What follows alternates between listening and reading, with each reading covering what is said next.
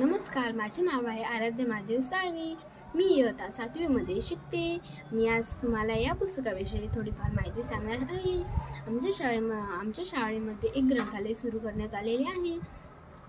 त्या पुस्तकामधून मी त्या ग्रंथालयामधून हे पुस्तक घेतलेले आहे. आमच्या शाळेमध्ये ग्रंथालयामध्ये खूप छान छान पुस्तके आहेत. तिच्यामध्ये कोणती गोष्टींचे, कोणते नेत्यांचे, कोणते संतांचे पुस्तके आहेत.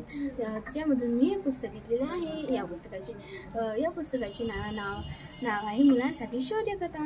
या पुस्तकाचे लेखक आहेत डॉक्टर संतोष खेडलेकर. हे पुस्तक खूप छान आहे. या पुस्तकामध्ये देशाबद्दल खूप सारी माहिती दिलेली आहे. एक मुलगा होता. त्याला असे वाटत असे की मी काहीतरी झालो पाहिजे, म्हणजे की मी पायलट झालो पाहिजे. त्याला असे वाटत होते की मी पायलट झालो पाहिजे.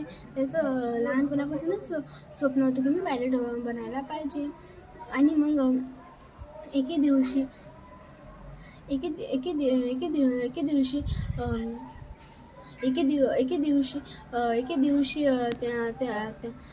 तो खूप बंडपणा करत असे. एके दिवशी त्याच्या घरापुढे भांडणं झाले होते आणि ते भांडणं त्याच्या घरावर आले आणि ती म्हणाला, त्याच्या आईला म्हणाला की मी गप्प बसणार नाही. तो कोणाचंच ऐकेना नव्हता. तो म्हणाला की मी कोणाचेच ऐकणार नाही, मी गप्प बसणार नाही.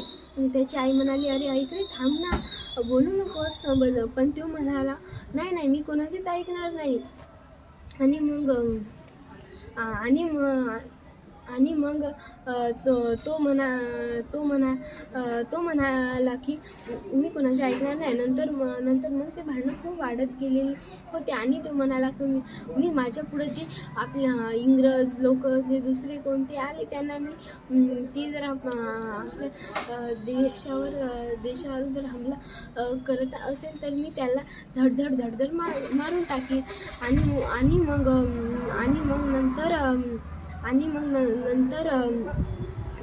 नंतर त्याच्या घराशेजारचाच माणूस त्या इंग्रजांच्या याच्यात होता आणि तिच्या शामिल झाला होता. नंतर मग तो त्याच्या घरी ते आले आणि त्यांच्या घरातले काही त्याला गोळी मारायला आला होता. पण तो म्हणाला की म्हणाला की मी कोणालाच सोडणार नाही.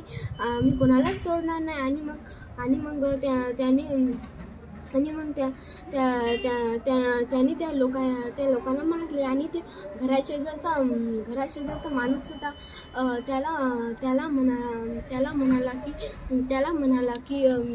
त्याला म्हणाला की मी तर तुझ्या घराशेजारचाच आहे, तू मला नको मारू.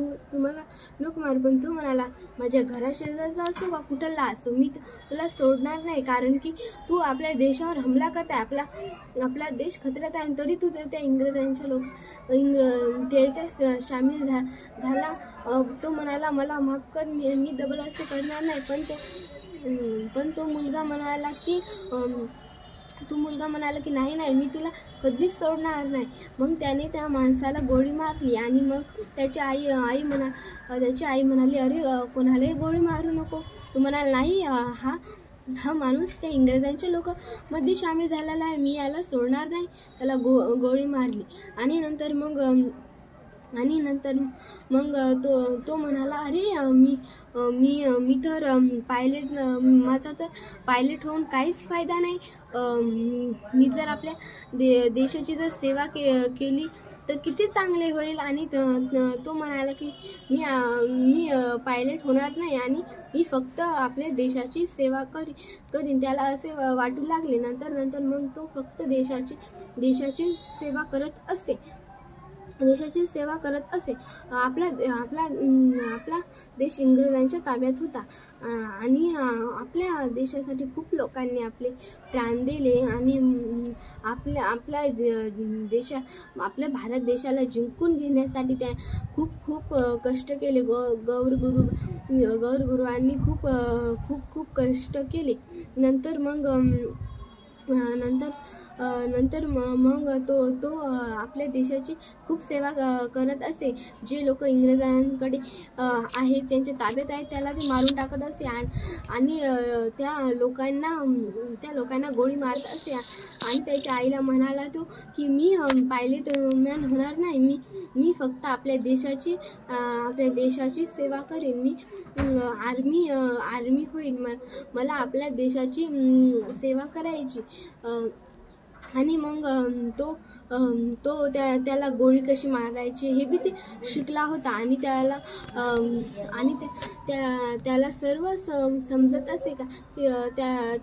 ते लहानपणापासूनच त्याची प्रॅक्टिस करत असे. नंतर मग तो असाच एके दिवशी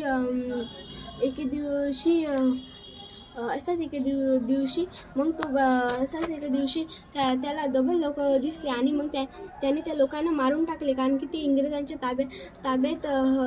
ताब्यात होते. धन्यवाद.